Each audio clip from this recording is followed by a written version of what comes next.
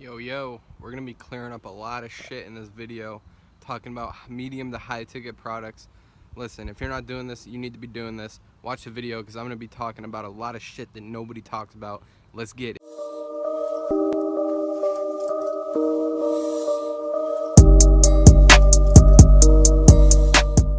Alright guys, we're on my laptop now. We're gonna be talking about medium to high ticket products with drop shipping. I know a lot of you are thinking that it's better to sell really cheap products with low break-even points, and I'm just here to kind of give you permission to go crazy with the information in this video and allow you to, do something that I know you've always wanted to do, which is testing high-ticket products.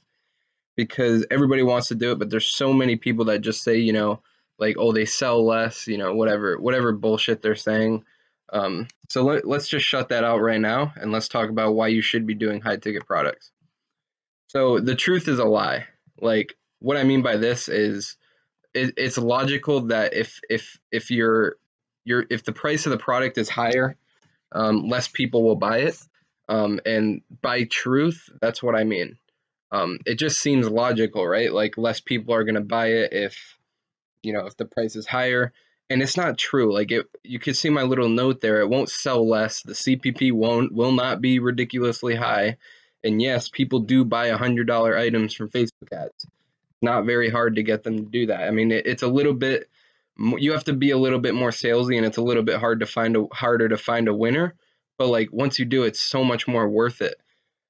Like if you had the decision to sell a product but with a $10 break even point or a $60 break even point, let's say both of them are guaranteed to win, which one are you going to choose?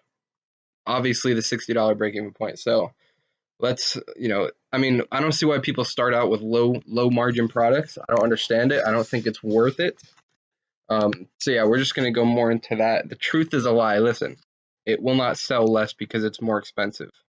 You'll make more because it's more expensive. The person who told you to do low ticket items with Facebook ads just to get data. This is funny. Listen, you don't want data.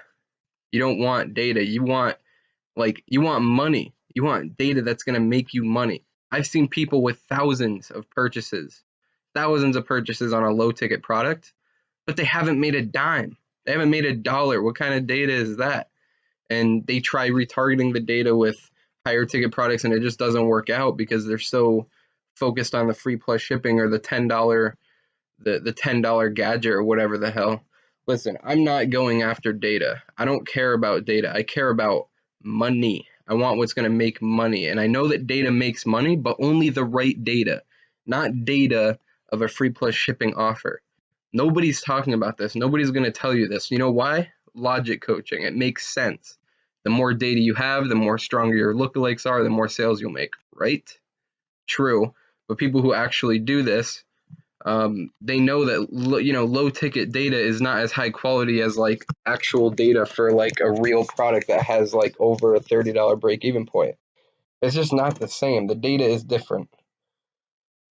So, I'll just repeat this again. I see higher ticket items selling at the same rate as lower ticket items. I've scaled a $40 margin to 100 orders a day, 150 orders a day, actually. Not that difficult to do. Same thing as lower ticket. Another point is having a low customer value is a death sentence. Now there's other things that you can do like upsells and back-end marketing, remarketing, cross-selling, all this different stuff that you essentially have to do if you want to make money if you have a low customer value up front. Listen, you don't want to make it up in volume. So many people, oh my Lord, so many people just say, people with low customer values like $10 break even points, they make it up in volume because they just push so much. And this is true. Listen, this is true. We're talking about Facebook ads here. We're not talking about Instagram influencers or other avenues. Instagram influencers, if you're just trying to make a bunch of money, a low break even point is a pretty good way to do it. As long as it's a good product and it's going to sell a lot, you can make it up in volume, and you can get a dollar cost per purchase, even less if you have the right influencer skills. We're talking about Facebook ads here. We're talking about growing a company, something that's going to last longer than just 10 influencers audience size. So coming into Facebook, you don't want to make it up in volume. Volume is a pain in the ass, like it is. You got to deal with customer support. You got to place all those orders, or you have to hire somebody to do that, which is just coming off of your bottom line, right? Which isn't a problem. You have to do it either way, but the amount of orders that you have to pay somebody to place is so much that it just takes off a lot of your profit. So, and plus it's just headaches. You don't need those headaches to be successful at dropshipping. You don't need to make it up in volume. You don't want to make anything up in volume. You want volume of a good product. You want volume of a high ticket product. What makes you more excited? Making it up in volume with a $10 margin, or making it up in volume with a $60 margin? Think about it, guys. People are not fucking making sense of this. Like, these are the reasons why people think low margin is a good way to go, because they can make it up in volume. But that's more of a reason why you should do high ticket, because you can make that up in volume too. You can push hella volume with higher ticket products. And they make it seem like you can't, and it's just stupid. I'm here to shut all that out. I hope you're following what I'm saying right now, because I'm speaking out of experience, just what I've seen in the marketplace. I have a buddy who scaled up to $500,000 with a $10 product. You know what he said? He said he wished he never did. Even though, yes, he probably made some money doing it, it was just such a big headache and a big pain in the ass. Like, if he just started out with a higher ticket product, he probably would have made a lot more money, would have spent a lot less time, had a lot less headaches, all that sort of thing. Okay, so it looks like my slide got a little overlapped here, but whatever. So I'll make on 3 orders what you make on 100 orders. This is just how it is. High ticket versus low ticket. Have fun managing VAs and tight margins with your advertising. You gotta make 100 orders to make $300. I only gotta make 3 orders to make $300. Like, out of 100 people, maybe 3 or 4 of them are gonna reach out to support, have an issue with their order, possibly even more depending on what niche you're in. With 3 orders, I mean, I'm just making money, and maybe one of them reaches out, whatever, not a big deal. By the time you scale a product with a $40 margin to 100 orders a day, you'd already be making $1,500 to $2,000 profit every day for just 100 orders. And that's just a $40 margin. And I actually did that. So when we were making 100 orders a day, we were making about $1,500 profit. And part of that was like upsells and cross sells and stuff, but you get my point. You just make a lot more money. Let's say you have a $9 margin and you're making 100 orders a day. If your cost per purchase is $5, you're only making $400. Now place that like 100 orders every single day. It's like the customer support on that, it won't be too bad, but it'll add up. And on top of that, you have to deal with 3,000 customers a month. Placing all those orders, making sure everything's running smoothly on the back end. Just a pain in the ass. I would much rather do that with a higher ticket product and make a ton more money. So I'm not just speaking out of my ass. I've been there and I've done that. I've scaled $10 margin products. I've scaled $15 margin products. I've scaled 20, 30, 40. And I'm just starting to work on a store with a $60 margin, and we're not having any issues at all with it selling.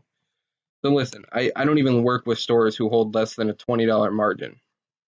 Low ticket isn't even worth my time. Listen, it is not even worth my time, because I know that I can go sell a higher margin product and make a ton more money. Even though all I'm putting in is 20 minutes a day, that 20 minutes can be making so much more money if I was just selling a higher ticket product. 100% of the time, if they don't have at least a $20 margin, and why I say like I don't even work with stores who hold less than this, is because if you don't know, I own an agency and I manage stores' Facebook ads.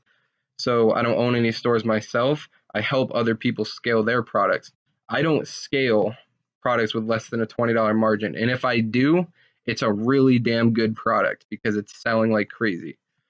And even then it's like 15. I don't even mess with 10 or anything below that. Hell no. Like I said, like I could be making so much more with a higher ticket product. I don't even fuck with these product testing. I don't test any products with less than a $20 margin at least. Yeah, I mean, it's just not worth it for me. So here's the call to action for this video. If you're product testing right now, I dare you to try a few products with a $30 to $60 margin, maybe even more. Depends on what you find. See if it works for you. If it does, come back, drop a comment below, and let me know, because I want to know your experience with this. And don't just do it 1 or 2 times and then come back bitching like, oh, it didn't work. It's the same thing as testing any other product. You got to test a bunch of them. Like I say, if you test 10 products, you should find at least one that takes off a little bit. Maybe you might have to test a little bit more, but honestly, 10 should be all you need to find a winning product. As long as you're doing your product research good. Listen, I dare you to do this. I dare you. Go against what all these other gurus are saying about this low ticket garbage. Go test out high ticket products. I'm telling you right now, just do it. Alright guys, so that was the video. I hope you guys got a lot of value out of that. Listen, take action on what I say in this video, because there's a lot of misconceptions out there. I don't want you falling victim to them. Like I said, if you could have the choice between a low margin and a high margin, you should be picking high margin every time. Give it a shot. Call to action in the video is go test like 10 high ticket products and see how it goes for you.